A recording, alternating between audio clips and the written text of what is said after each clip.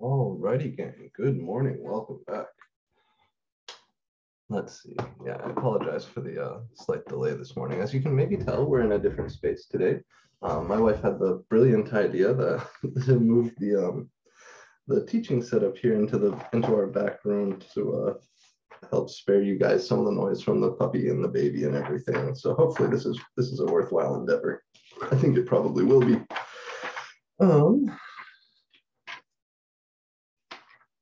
But today we're going to pick up where we left off at the end of the week last week, which was dividing polynomials, right? That's the place we're going. So we've talked about quadratic functions and how to factor those things, how to use the quadratic formula, how to interpret the quadratic formula geometrically, all of that good stuff in service to solving quadratic equations in an intelligent way.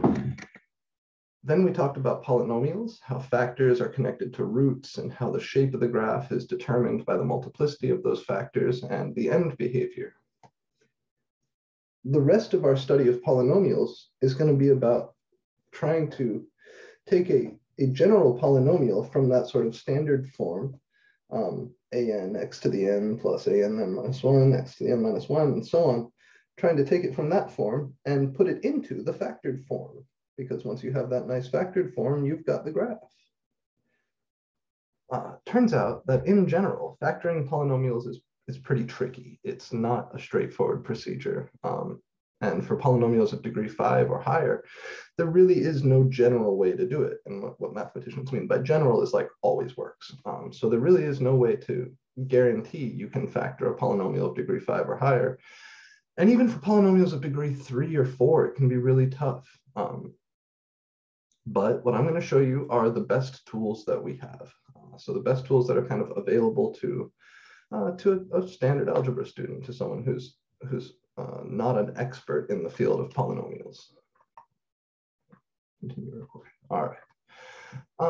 Before I get further in, a quick note on the exam. I am getting my way through them, but there are a lot of them. Not just your section, but the 3 other MAC1140 sections I'm teaching.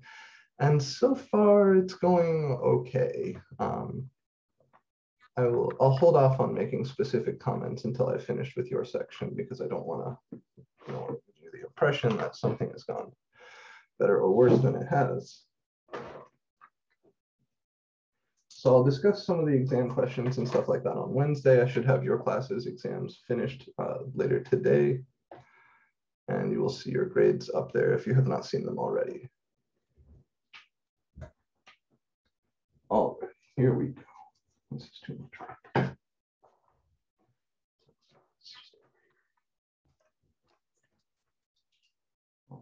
This is MAC1140. The section number is OR1.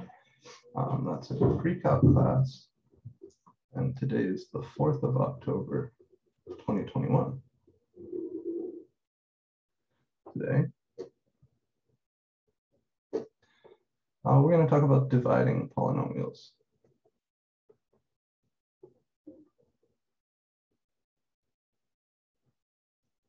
Which is section 3.3.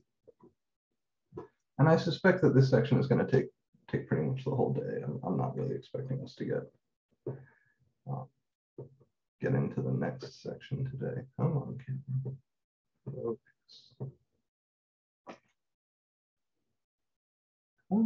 There you go. All right.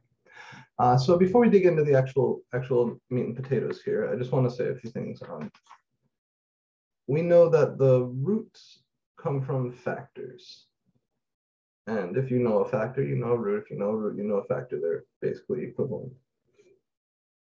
We know that factoring in general, right? When you talk about like factoring out a number or pulling out a factor of x or whatever that is, factoring in general is something like division, right? If you want to factor out a term, you divide every piece of that expression by the term you're factoring out.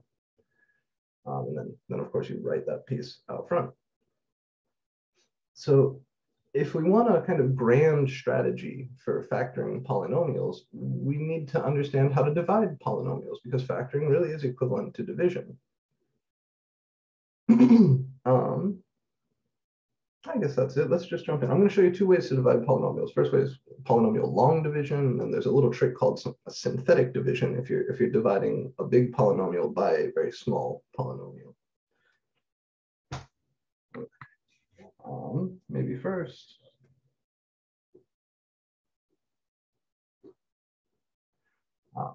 Polynomials are like the function version. I think I've said this before. Polynomials are the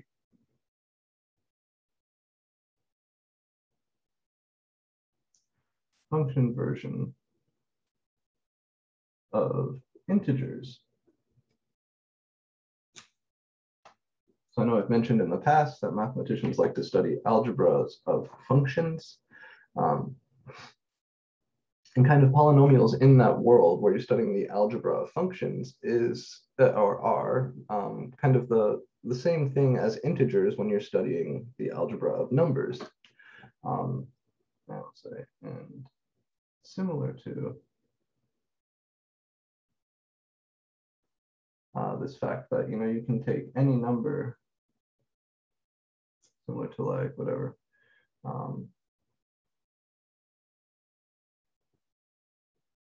right.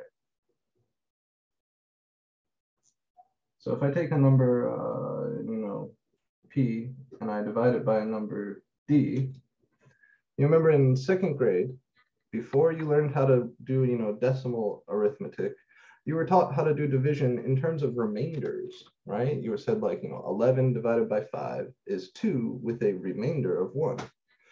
Well, in general, if you take any number P and you divide it by a smaller number D, then you can always write this as some integer Q plus some remainder divided by that divisor, where P, D, Q, and R are integers, and 0 is less than or equal to the remainder is strictly less than D. Right, so like the example I gave, 11 divided by 5 is 2 plus the remainder of 1 over 5, right? So 11/5 is 2 plus 1/5. We can do this for polynomials.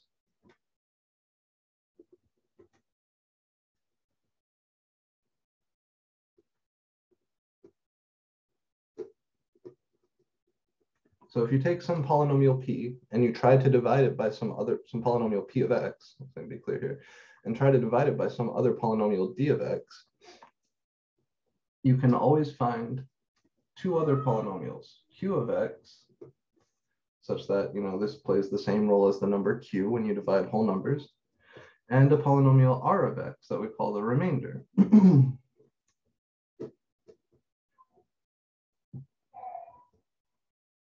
And this is, you know, where P, D, Q, and R are polynomials.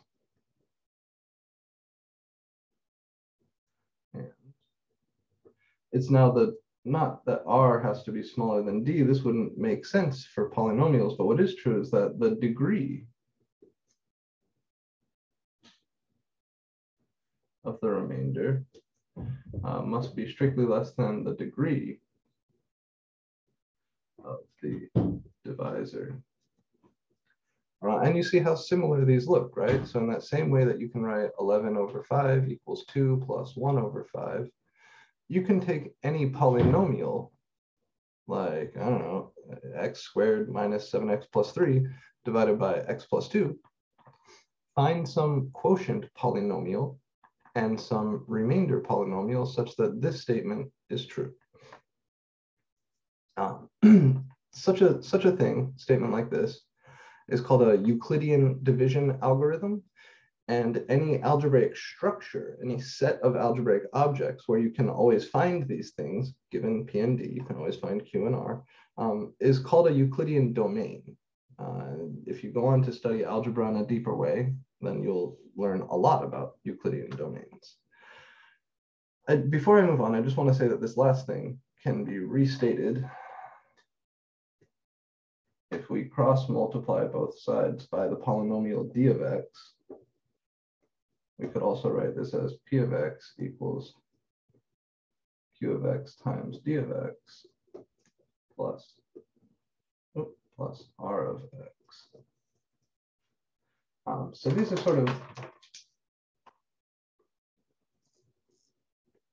the two ways you'll be asked to write down your answers.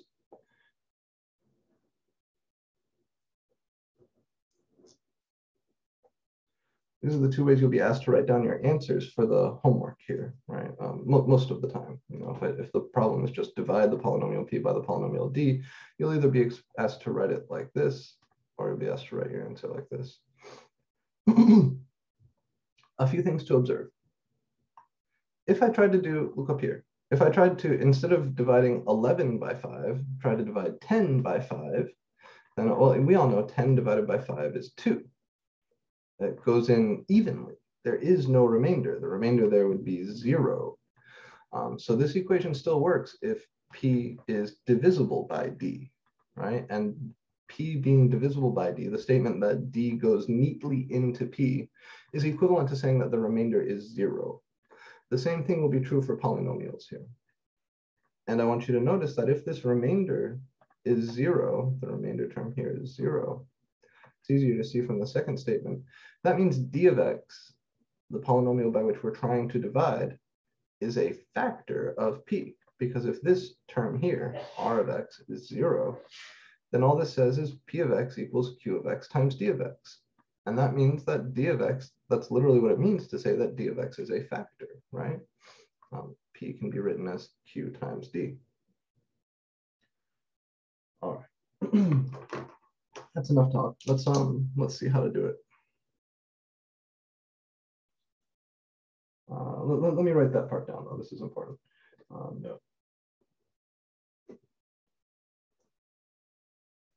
If r of x, the remainder, is equal to 0, then d of x is a factor of p of x. This is going to be a big deal.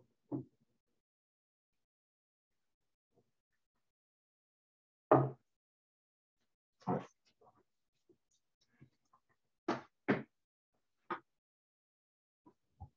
So how do we do this?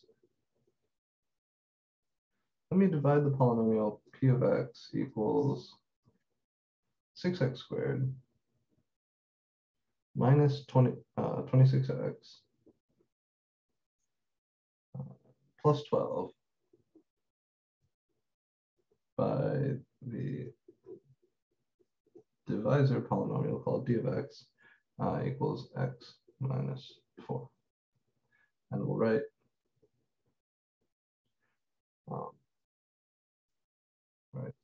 p over d equals q plus r over d.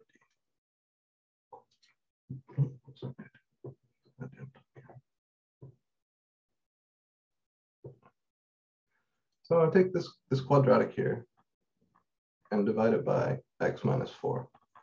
And then I'm going to write p over d equals q plus r over d, where this is p and this is d. So I have to find the two polynomials q and r. The way we do this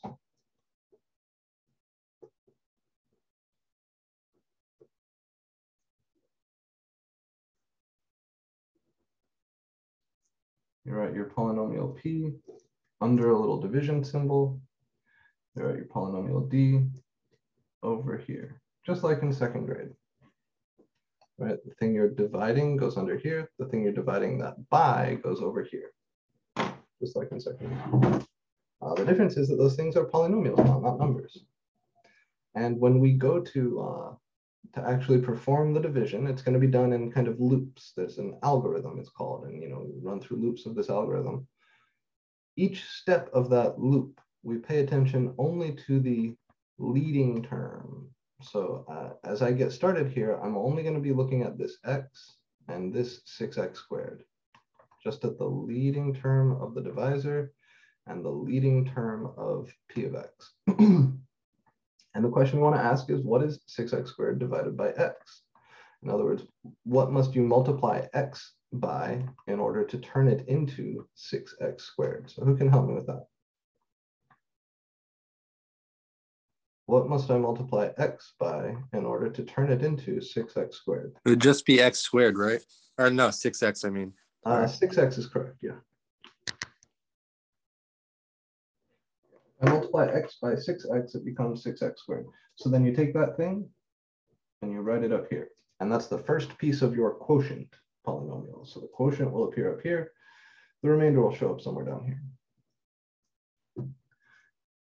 Having found this 6x, I then multiply 6x by both pieces of x minus 4 and write the result down here. So 6x times x is 6x squared. That's by design.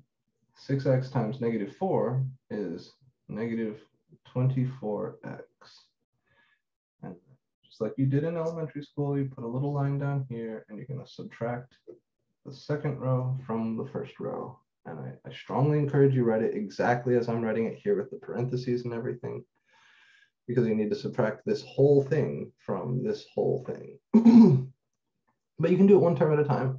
6x squared minus 6x squared is 0. I'm not even going to write it. Negative 26x minus negative 24x, that's negative 26x plus 24x, which is negative 2x. And then this guy down here has no constant term. So 12 minus 0 is 12.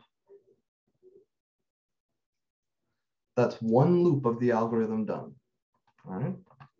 That's a single loop through this process. And then we repeat. And you repeat until you cannot find a polynomial to multiply this by in order to turn it into this. Here we're not there yet though. So what can I multiply x by in order to turn it into negative 2x? Just looking at the lead terms, remember. How do I turn x into negative 2x? Negative 2. Yeah, we multiply by negative 2. Okay, so I write a minus 2 up here. And then you take just this minus 2 and you distribute it over this term. So negative 2 times x is negative 2x. Negative 2 times negative 4 is positive 8. And subtract one row from the other like this. And again, by design, this minus this is 0. But 12 minus 8 is 4. All right. And then what you notice is that there is no polynomial factor, no polynomial piece that I can multiply x by in order to turn it into 4, right? It would require a negative power of x. So this is how we know to stop, right? There is nothing nice that I can multiply x by to turn it into 4. So we're done with the division. The piece that shows up here,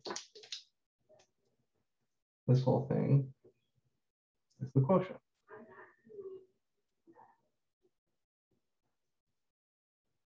Q of x.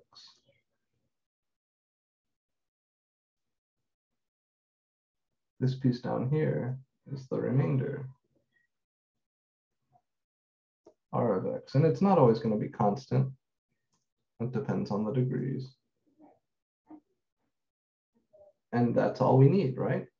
I know P, I know D, I found Q and R. So what we've shown here is that 6x squared minus 26x plus 12, when divided by x minus 4, is equal to this quotient, 6x minus 2,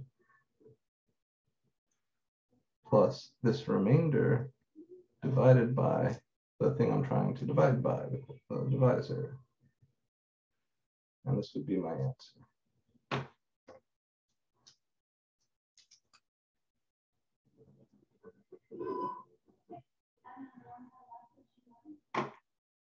All right. This is kind of a big deal, right? If somebody handed you this and said simplify, you might hope that you can factor this and cancel this or something like that. But aside from that, we really wouldn't have known what to do last week. Now we do.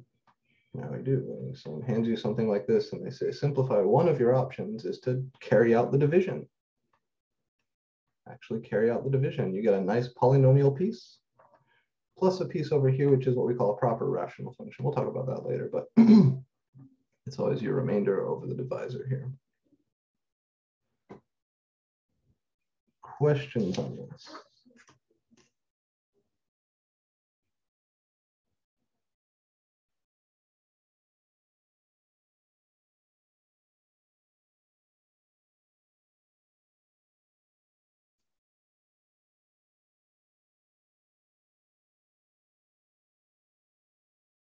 Okay, let's try a slightly harder one.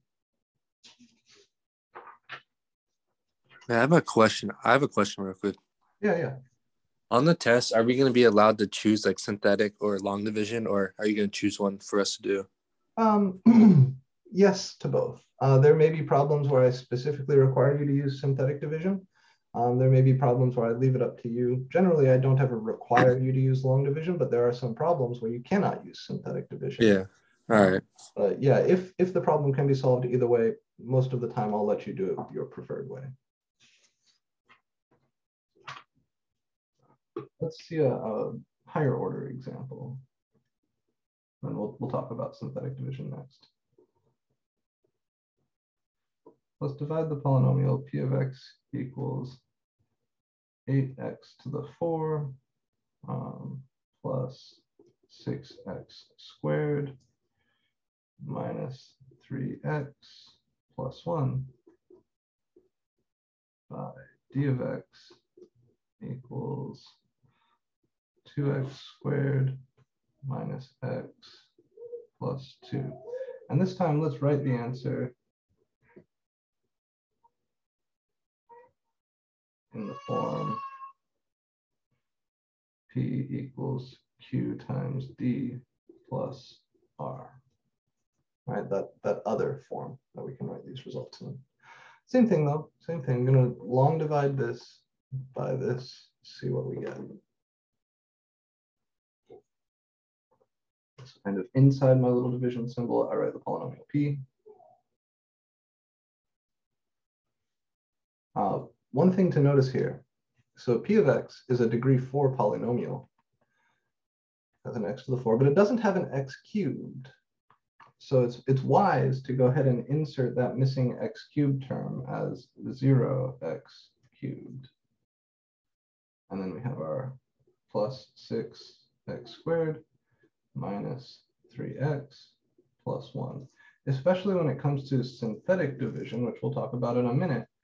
If you don't insert those missing terms, you can really confuse yourself. You'll get the wrong answer, but everything will look right. It'll be quite odd. So if your polynomial doesn't have all the terms of degree, less than or equal to that degree, insert them as like zeros, right? No x cubed term. Oh, that means the coefficient of x cubed is 0. Over here, just like before, we write the polynomial d of x, so 2x squared minus x plus 2. And as before, we pay attention in each step only to the lead terms. So what's 8x to the 4 divided by 2x squared? Or what do I need to multiply 2x squared by in order to turn it into 8x to the 4? Well, the coefficients, 2 times 4 is 8, so it's 4 something. And then x squared times x squared is x to the 4. So 4x squared is what I need here. Because 4x squared times 2x squared is 8x to the 4. Then, as before, I'll take this term and distribute it over all of these, write the result down here. 4x squared times 2x squared is 8x to the 4. 4x squared times negative x is negative 4x cubed. 4x squared times 2 is positive 8x squared. And I don't get a linear term or a constant term out of this, that's fine. I want to subtract one whole row from the other whole row. 8x to the 4 minus 8x to the 4 is 0. 0x cubed minus negative 4x cubed is positive 4x cubed. 6x squared minus 8x squared is minus 2x squared. And then negative 3x minus 0 is negative 3x. 1 minus 0 is 1. I think in high school, they just like have arrows point down here, whatever, in elementary school. It's up to you. I have a question. Yeah. Where did the 0x cubed come from? Because I don't see it on the... Yeah, so that's what we were saying here. Because there's no x cubed term in my polynomial p, that means that the coefficient of x cubed in p is 0, right? So having 0x cubed here is the same as not having an x cubed in the original. And what we're saying is if there are any missing terms, if p of x is missing any terms,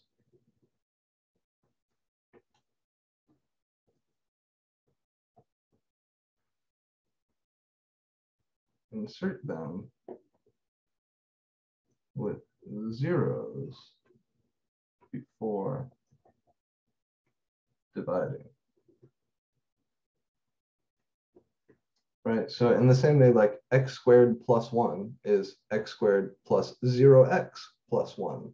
A polynomial of degree n should have all n plus 1 terms, right? The constant term, the x squared term, all the way up to that nth order term.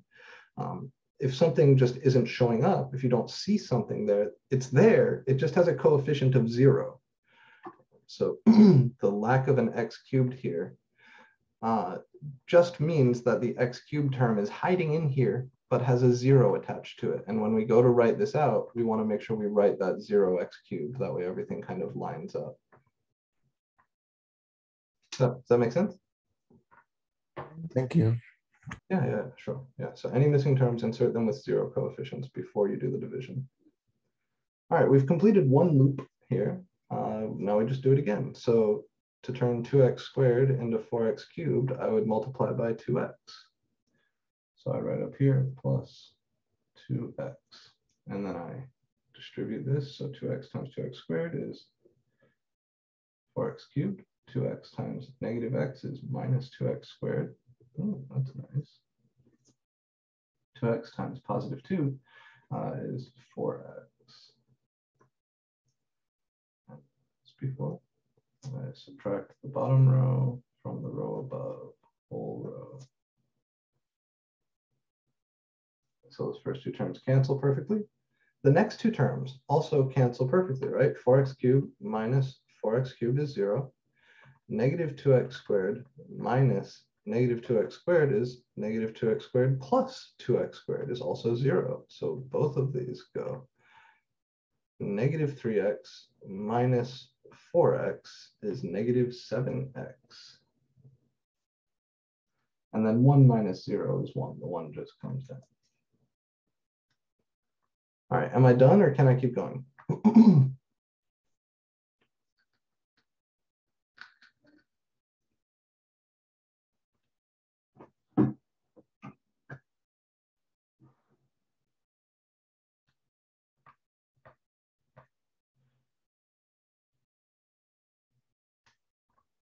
Is there a polynomial, like monomial term, that I can multiply 2x squared by in order to turn it into 7x, or negative 7x?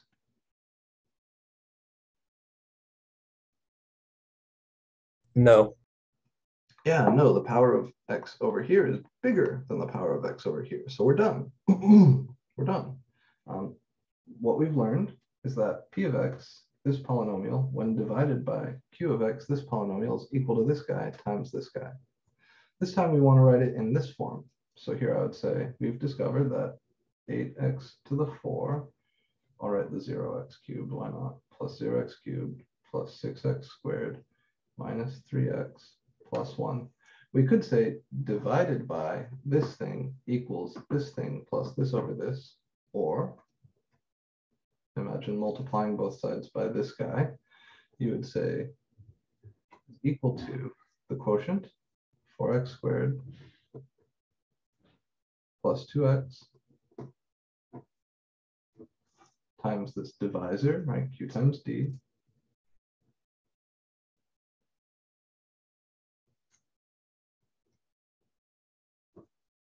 Plus this remainder.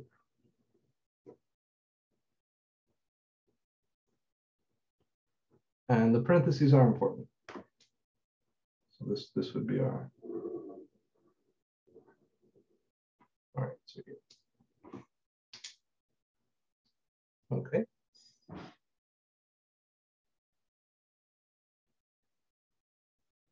Any questions on this procedure or how we write down this answer, anything like that?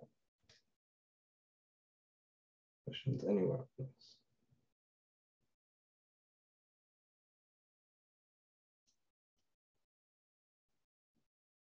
Why are we adding in the 2x squared minus x plus 2 in the answer? Why is it written?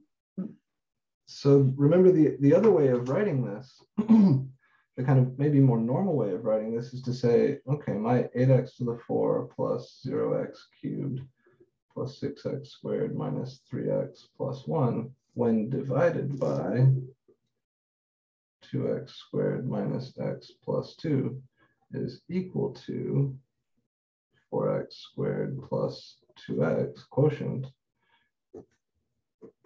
plus remainder over the divisor. Right, this is how we wrote the answer to the previous one. Yeah, in this form down here. Multiply both sides by 2x squared minus x plus 2.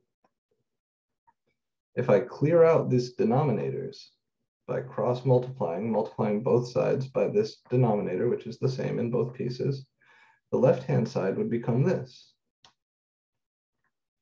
This piece, you would cancel this factor and you would just get the numerator. And this piece, you would have this thing times the thing we're multiplying by. So this and this are equivalent statements. They're algebraically equivalent. They say literally the same thing. You can go from this to this by dividing both sides by 2x squared minus x plus 2. And you can go from this to this by multiplying both sides by 2x squared minus x plus 2.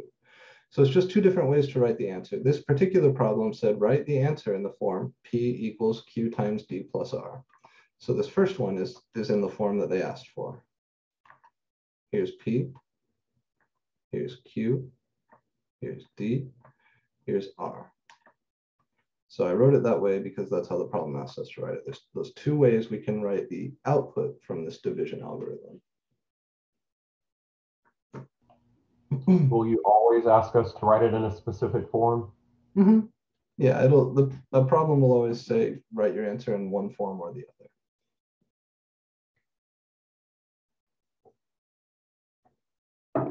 Or, you know, I could just ask you to find the remainder, right? I could just ask you to find the quotient. But if the problem is general like this, just divide one polynomial by the other, then these are the two forms you can write the answer. And then I'll specify the problem. Good questions. Any other questions?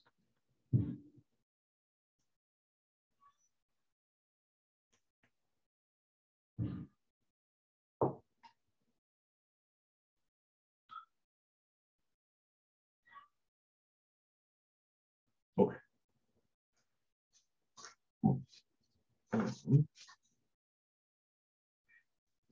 Use the bottom of this page.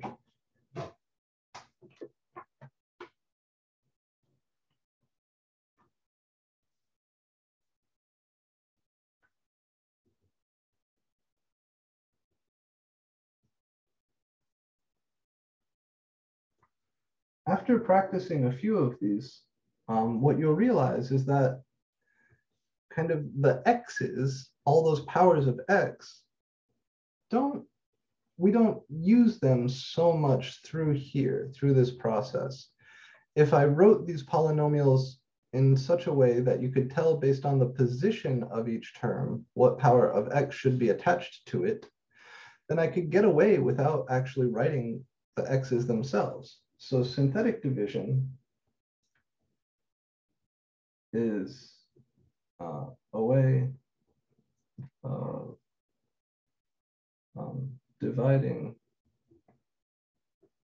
polynomials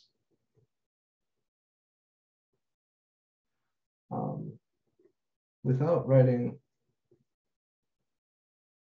the x's. We let the position of the coefficients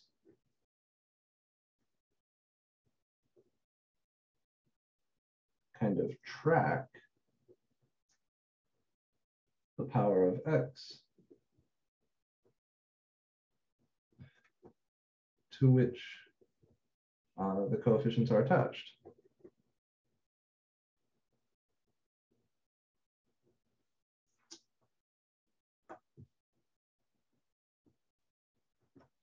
There's a catch though. This only works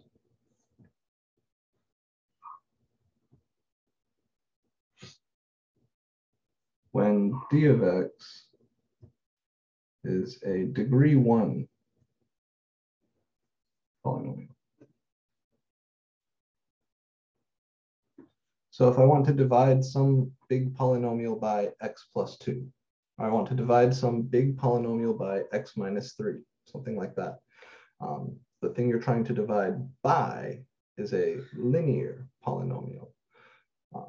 Then you can use synthetic division. And first, you kind of have to write that linear polynomial in a special way. So let me just show you a couple of examples. I'll do one first where we do long division, and then synthetic division. I'll show you get the same thing. And we'll slowly get comfy with synthetic division.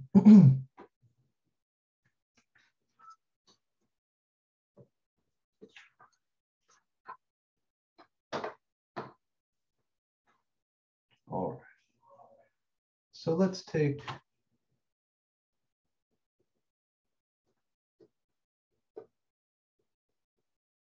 divide the polynomial p of x equals 2x cubed minus 7x squared plus 5 by the polynomial d of x equals x minus 3. And then here, I'm not even going to bother writing down the answer. I'll just show you the algorithm in two different ways. Let's say state the quotient q of x and the remainder r of x, right? Once you have q and r, you could write down the answer in either way.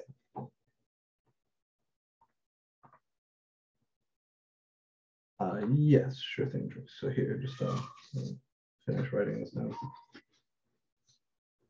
So synthetic division is a way of dividing polynomials without writing the x's. We let the position of the coefficients track the power of x to which the coefficients are attached. This only works when d of x is a degree 1 polynomial. So I know this sounds a little bit weird until you see it, but by position, I mean the position on the page. All right. So first I'll do this with long division.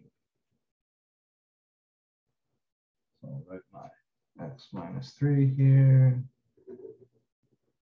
division symbol. And then p of x is missing a term, right? I've got the x cubed, the x squared, but I don't have any x terms in there. So I'm going to write that as a 0x when I put this in. So I'll put 2x cubed minus 7x squared plus 0x plus 5. Same shit. So to turn x into 2x cubed, I need to multiply by 2x squared. When I do that, I'll get the 2x cubed from the x, and then negative 3 times 2x squared is negative 6x squared. And then I subtract the whole row from the other whole row. This minus this is 0. Negative 7x squared minus negative 6x squared. Careful with the double negative there. That's negative 7x squared plus 6x squared, which is negative 1, or just negative x squared. And then I've got plus 0x minus nothing, that's plus 0x, and plus 5 minus nothing, that's plus 5. One more again. To turn x into negative x squared, I would need to multiply by negative x. So I put that negative x up here. Then distributing just this negative x over these guys, I get negative x squared plus 3x. Subtract one row from the other. Negative x squared minus negative x squared is 0. 0x minus 3x is negative 3x, and 5 minus nada is 5. And then to turn x into negative 3x, I would multiply it by negative 3. So I put a minus 3 up here, distribute, minus 3x plus 9. Subtract one row from the other. 0, 5 minus 9 is negative 4. All right, so my quotient, q of x, it's the thing up here. And my remainder, r of x, is the number, the object at the very bottom here, negative 4. This is how we would do this with long division. Let me show you the synthetic division over here. What you do, d of x here has to be a polynomial of this form, like x minus 3 or x plus 2 or whatever. You take the root of this polynomial, right? The root of x minus 3. What number would make that 0? Oh, 3. 3 is the root there. You put that over here. And you take the coefficients of p, remembering to insert the zeros. So I write here just 2, negative 7, 0, and 5. And I like to draw my little division bar still. It just makes me feel like I'm still doing division. All right, everybody see where all the numbers come from? You take the root of the linear polynomial. All right, so not negative 3, positive 3 here, the thing that would make this 0. Write that here. And then the coefficients of the thing you're trying to divide, making sure to insert any missing terms as zeros. And then bring this down. You multiply these. 3 times 2 is 6. And you subtract these, right? Just like you subtract here.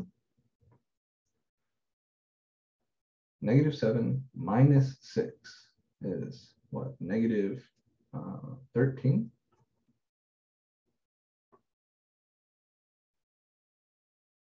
And then you multiply these.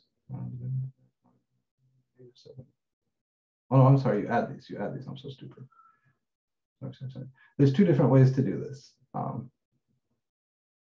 What do I forget the way actually?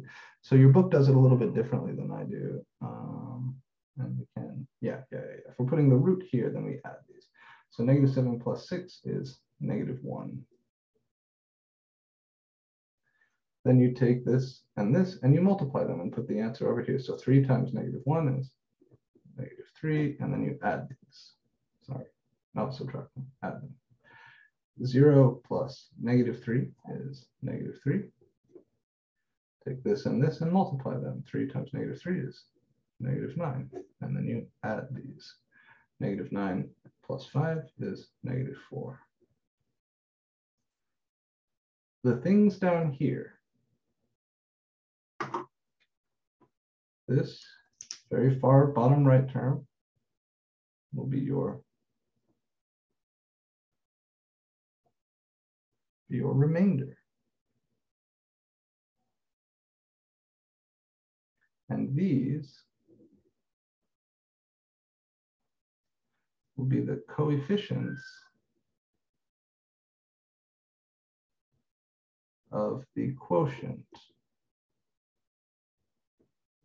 Q of X.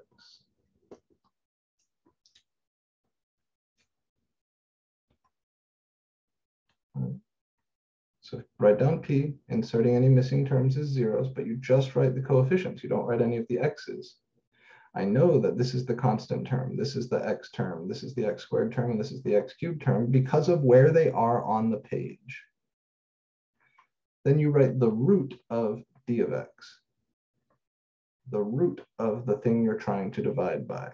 So if this was an X plus 3, I would write a negative 3 here. If this is an X minus 7, I would write a positive 7 here. If this was 2X plus 1, I would write a negative 1/2 here. Okay, so here goes the root of the divisor. First, you bring down the first coefficient, then multiply these. 3 times 2 is 6, and then you add these. Negative 7 plus 6 is negative 1. That's like one loop of the long division algorithm done in such small space. Then you multiply this times this, write the answer here. Add these. Multiply this times this, write the answer here. Add these. This thing will always be a remainder. These will always be the coefficients of the quotient. And the idea here, since you're dividing a degree 3 polynomial by a degree 1 polynomial, the result will always be a degree 2 polynomial. Synthetic division, right, dividing by a linear polynomial, a degree 1 polynomial, always knocks the degree down by 1. So from this, I can see that Q of X is 2x squared minus 1x minus 3. And the remainder is the constant function before. And that's what we got the other way. So synthetic division, you have to write a lot less. It also goes much, much faster. The only catch is that you can't do it for like quadratic D of X or cubic D of X. D of X has to be linear. Okay. Questions about either of these approaches to this problem? Will we be asked to do like the synthetic division process? Yes, in the past, I have included a problem or two on the test that required you to use synthetic division. Yes, you got to get used to it. Definitely, I'll tell you what is true. Even if I didn't do that, there will be problems on the test that if you don't use synthetic division, you will take too long and you won't be able to finish all the problems on the test. So synthetic division is an important skill here. You're going to see down the road here, this is probably our best tool for factoring big polynomials. And that procedure is quite large and not simple in general. And the synthetic division speeds it way the fuck up. So you want to learn synthetic division.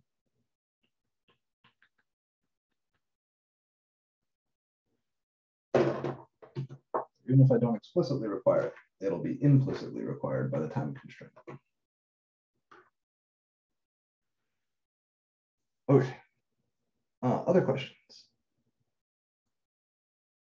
It's a fair question, right? Nobody wants to do something they don't have to do, but yeah, you do have to learn how to do this.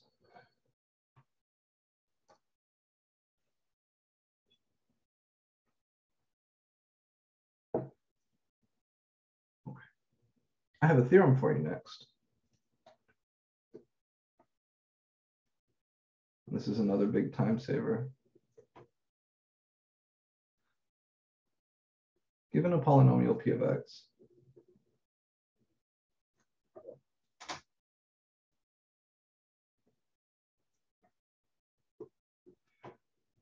and a real number C, saying the number C, P of C, which is the thing that you get by plugging the number C into P of X, is equal to the remainder when P of X is divided by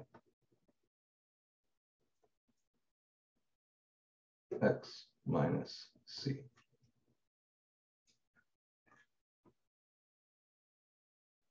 Good stuff, right?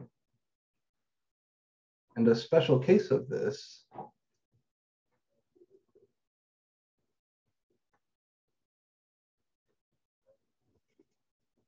says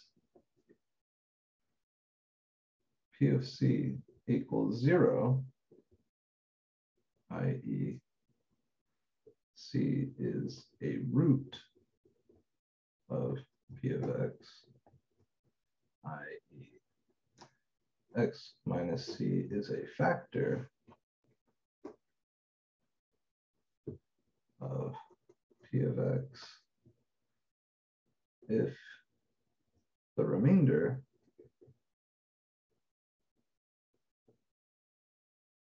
when P of X is divided by X minus C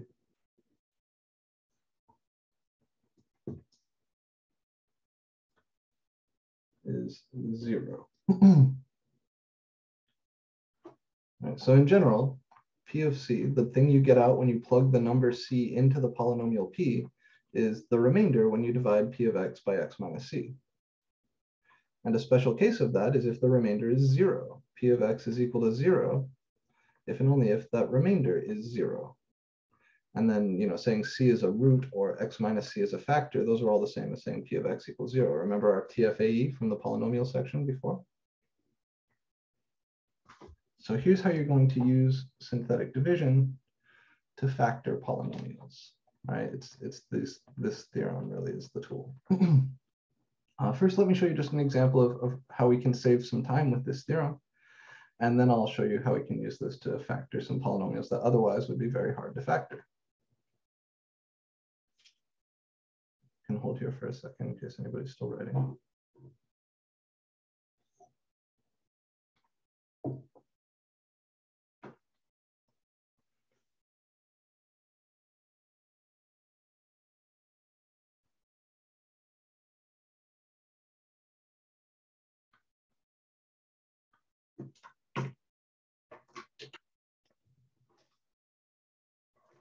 Okay, here we go.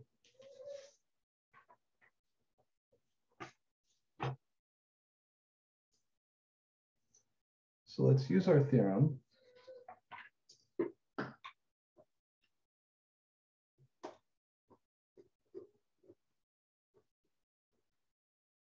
That theorem, by the way, I'm sorry, is called the remainder theorem.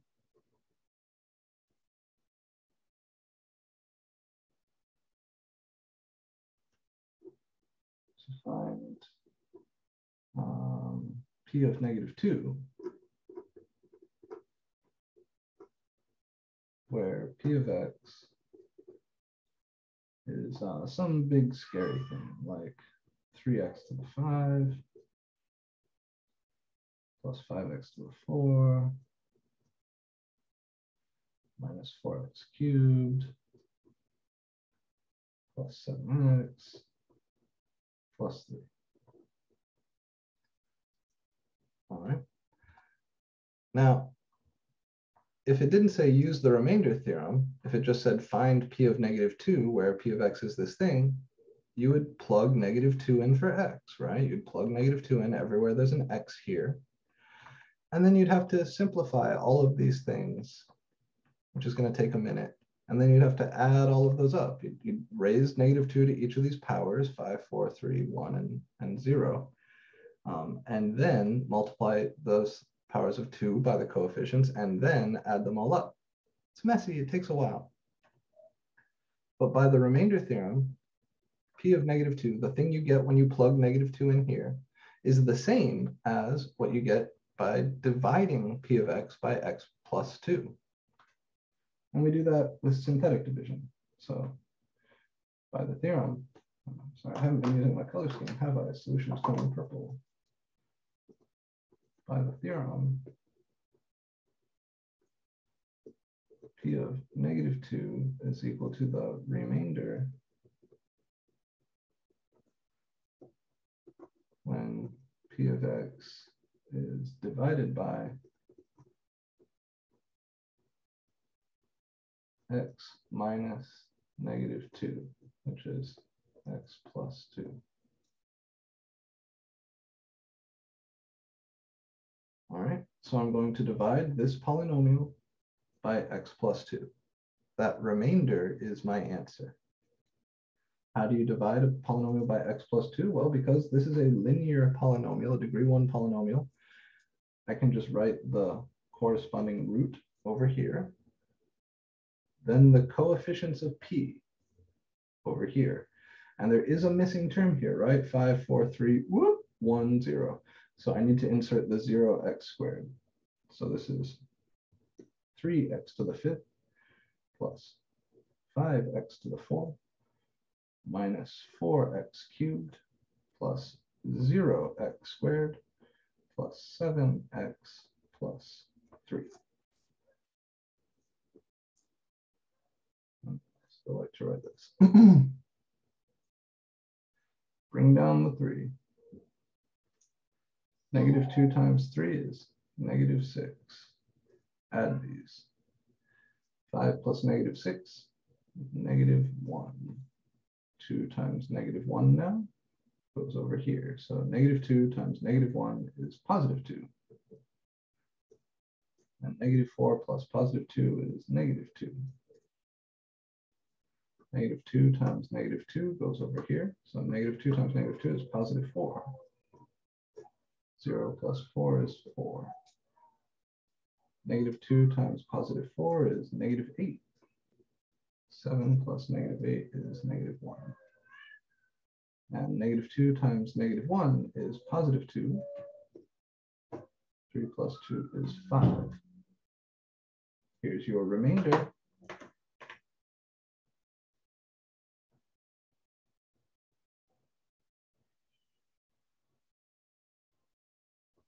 So p of negative 2 is positive 5.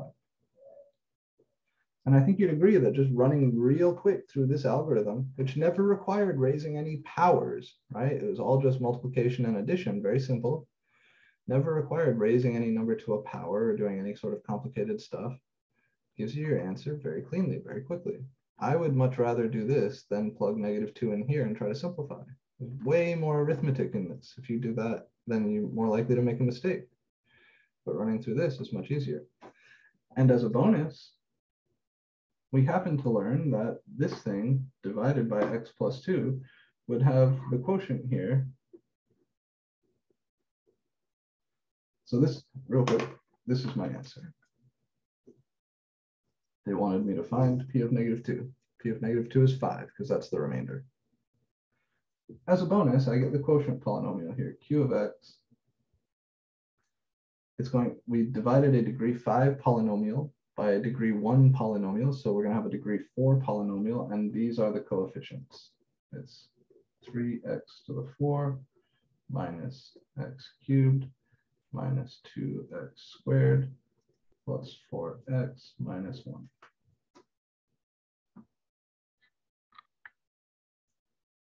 Cool, right?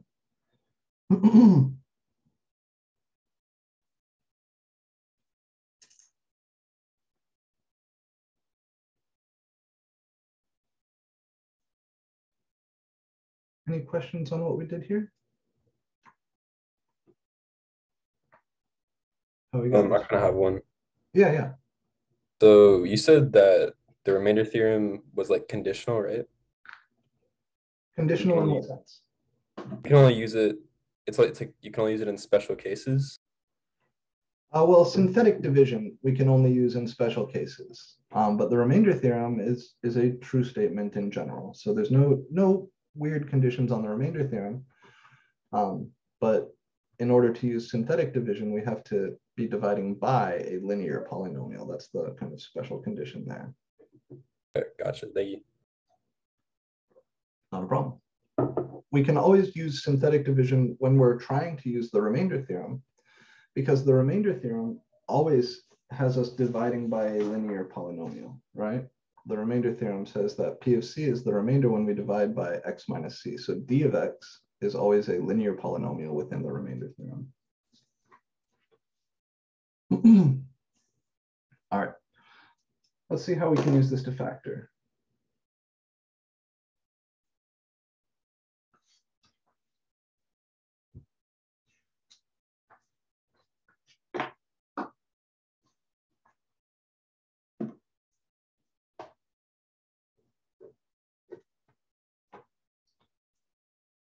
say factor the polynomial p of x equals x cubed minus 7x, x cubed, yeah, minus 7x plus 6. Hint,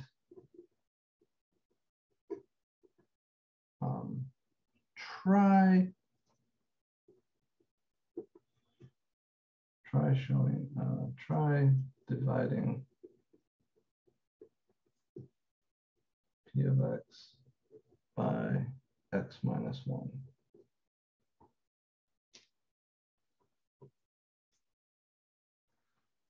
All right, and in general, coming up with the thing you're going to try dividing by, this is a little bit time consuming. I'll show you, there's a theorem, how to find all the possible factors, and then you test them one at a time using synthetic division. But here, I want to factor this thing, and they've given me the hint that I should try dividing by the polynomial x minus 1. So remember first here that p of x, again, we're missing a term, we're missing the square term, so this is 1x cubed plus 0x squared minus 7x plus 6. First things, make sure we know what the coefficients of p are. Then, to divide by x minus 1, I'll use my synthetic division. I'll put the 1 over here, and then the coefficients of p over here, which are 1, 0, negative 7, positive 6, and I write my little synthetic division thingy. And I bring down the 1. 1 times 1 is 1. 1 plus 0 is 1. 1 times 1 is 1. Negative 7 plus 1 is negative 6. 1 times negative 6 is negative 6. Negative 6 plus positive 6 is 0. Okay, so the remainder is 0.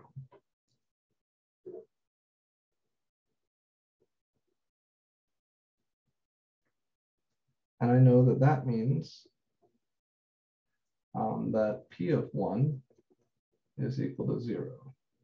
And that means that x minus 1 is a factor of p of x. I can write down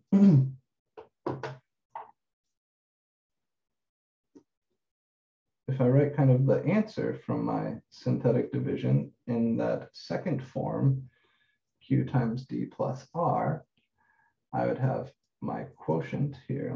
Let's see what the quotient is. Coming again from these, right? So the quotient is x squared plus x minus 6. So p equals q times d plus r. That's x squared plus x minus 6q times d, which is x minus 1, plus r, which is 0. And here's the magic, guys. Because this remainder over here is 0, what I've really just done is this. I've factored p.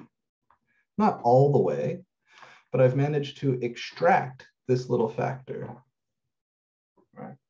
What I found here is that this is x squared plus x minus 6 times x minus 1. The plus 0 is plus 0. It doesn't do anything.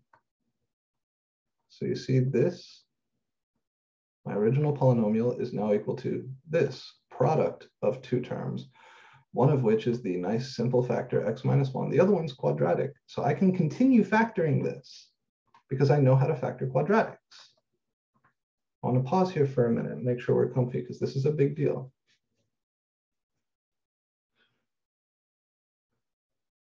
Does everybody see how I arrived at this? P equals Q times D plus R, coming from my division. Because R, the remainder, is 0, it turns out that x minus 1 is a factor, and the quotient is x squared plus x minus 6, which is a quadratic, and I can always factor quadratics. So we can continue factoring by factoring that quadratic. But I want to make sure you guys are really comfortable with what we've done so far.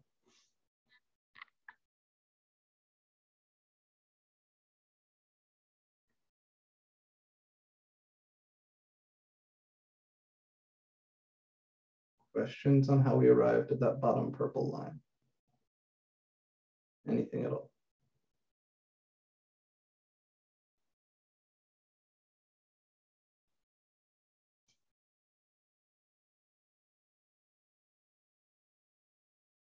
Okay.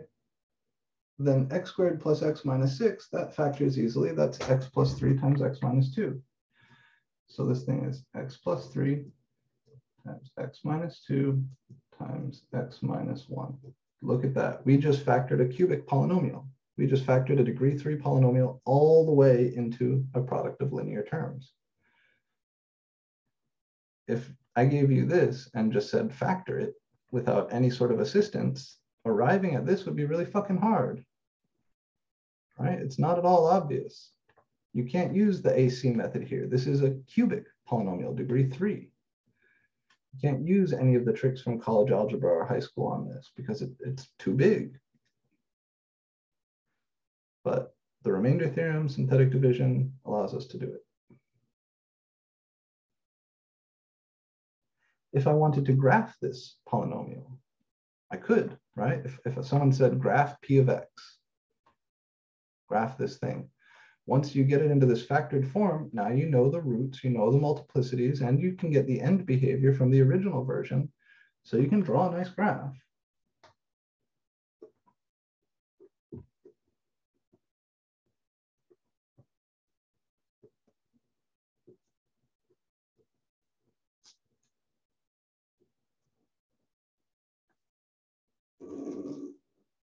Everybody remembers how to do this from last week, right?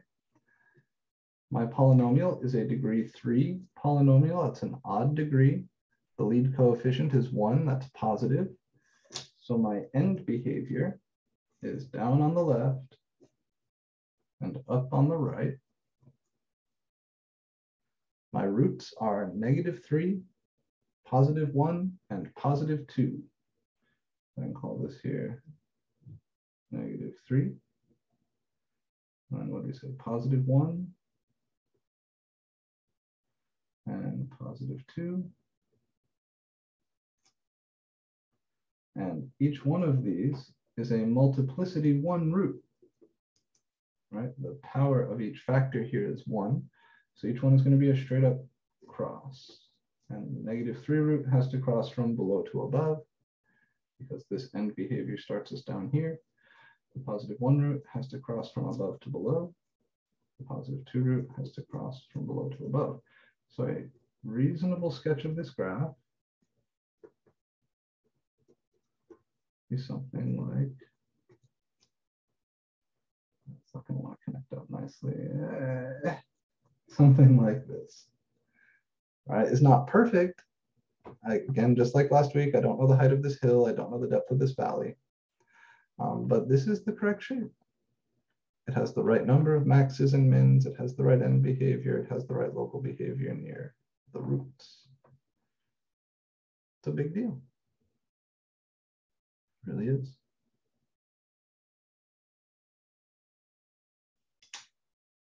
All right, so that's connecting what we're doing today to what we did last week.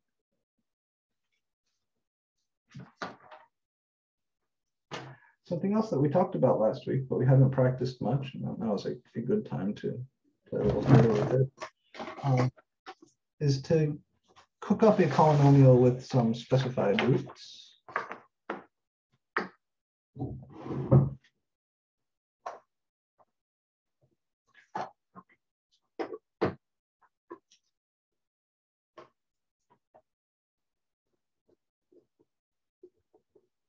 I could say find a polynomial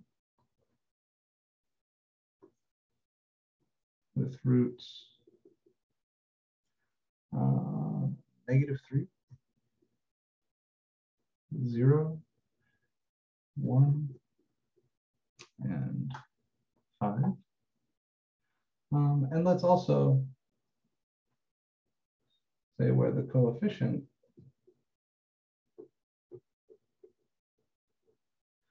coefficient of x cubed is -6. So this really we could have done last week. Each root tells you a factor. So each one of these things tells you a factor. The extra bit of information about the coefficient of x cubed is to allow you to determine the lead coefficient. So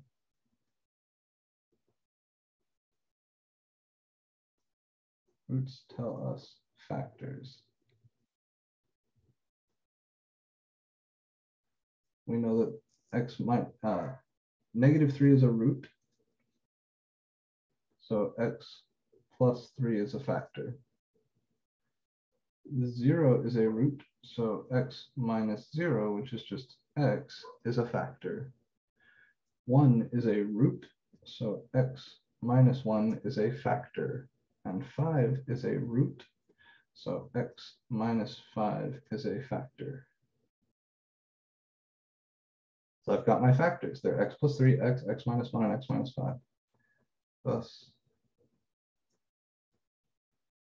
p of x, I'm going to leave some space before I start writing down these factors. It's got to be something like x plus 3 times x times x minus 1 times x minus 5. Now this is not there's many polynomials that have these roots. Just telling me these roots is not enough to completely determine the polynomial. Why did I leave space here?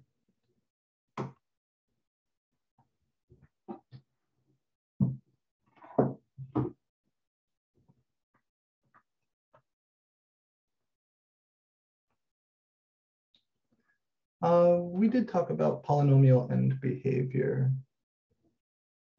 If you need to refresh the polynomial end behavior stuff, it's back in 3.2. It was I think the first or second thing we talked about last week when we talked about graphs of polynomials.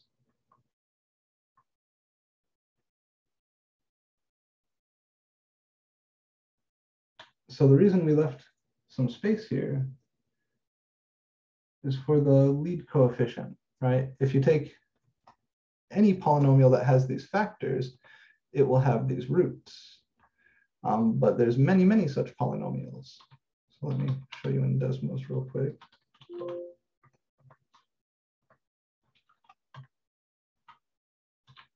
Ooh, we're just about out of time. So the finishing here may have to wait.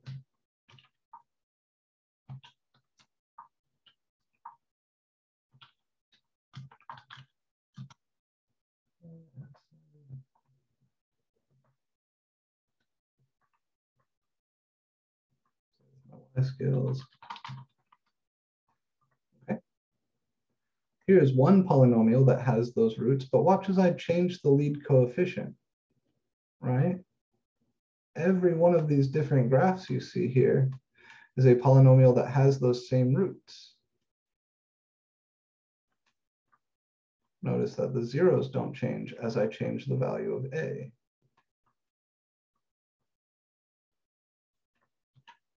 So in order to determine a unique polynomial, in order for this question to have just one correct answer, they had to give us this extra bit of information that'll allow us to determine the lead coefficient a.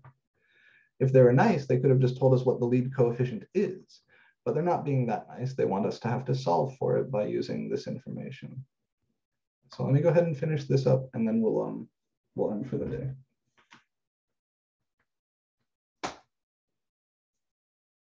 The way we do this, unfortunately, we have to multiply all this shit out.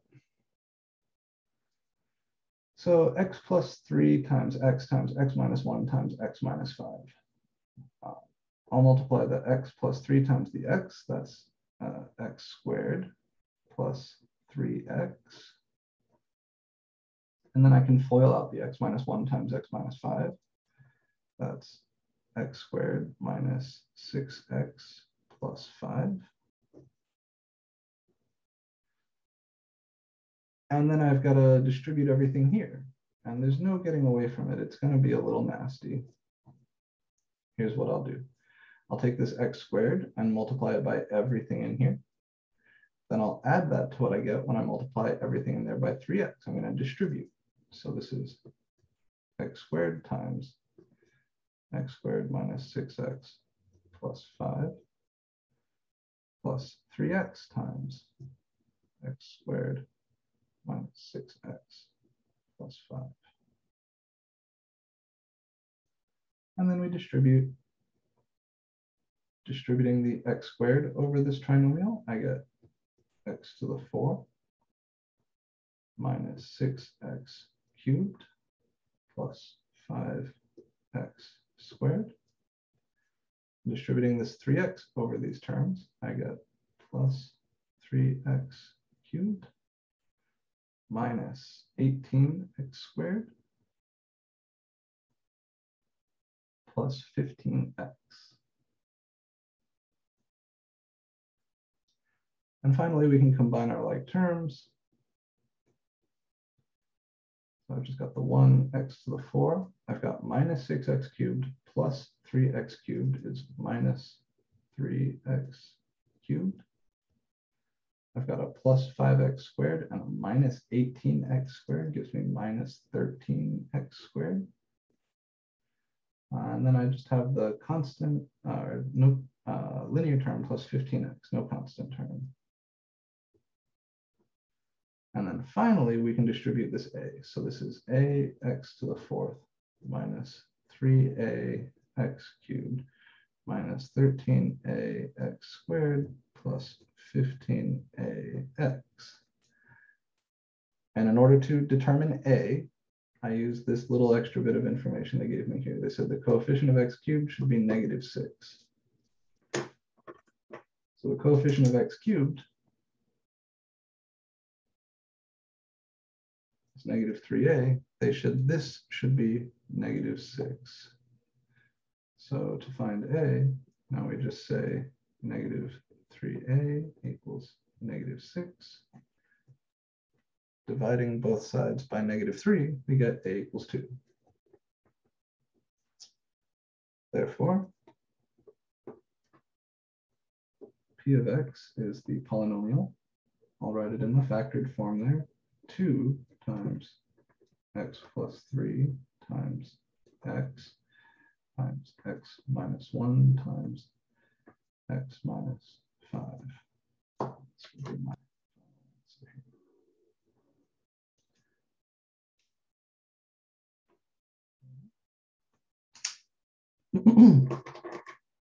So this business of factoring polynomials using synthetic division is very, very useful. It's a big deal. We need one more main tool before we can do it all on our own. That last problem, they gave us a hint. They said, try dividing by x minus 1. What we're going to do is learn how to do it without that hint, how to come up with the factors that you should test. I'm going to give you some homework to work on starting today that has you just practicing dividing polynomials and whatnot. If you do need practice with the end behavior and stuff like that, that was last week's homework. And I would encourage you to definitely get in there and work that. If you need to review those videos, those are up.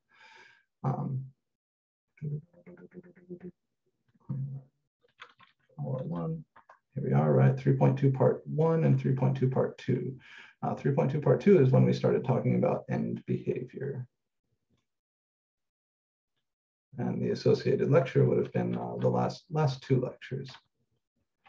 So if that's something you need practice with, please practice it. The 2 big things we need to graph a polynomial are the local behavior near the roots, and that comes from the factors and their multiplicities, and the end behavior. So we need to be very comfortable with those 2 things. We need to know how to get the end behavior from a polynomial, and we need to know how to get from the factored form the local behavior near the roots. That's the like bouncing versus crossing. Like this would be a multiplicity 2 root, this would be, and this would be a multiplicity 1 root. Once you have that and the end behavior, you can draw a really nice graph. So this week, our goal is to go from the kind of standard form of a polynomial to that factored form. From the standard form, you get the end behavior. From the factored form, you get the local behavior near the roots, and of course the roots themselves. Once you have those things, you can draw a very nice graph. The hardest part by far is factoring the polynomial. If it's a small polynomial, it's easy. If it's a big polynomial, it's hard. So this is where we were going. Next time, I'll show you a theorem that tells you how to find the factors you should test. You test using synthetic division. And then you'll be in a place where you can graph polynomials along with the best of them. So that's all I've got for you guys today. I will drop a fresh homework for you a little later in the day. And if you want to talk to me, you can come by my office hours, send me a Canvas message. I haven't checked the Discord in a few days. I'm sorry about that. I've just been very busy trying to grade things. And your tests will be graded as soon as I possibly can. My goal is to get your section done today. So that's it. I'll see you guys next time.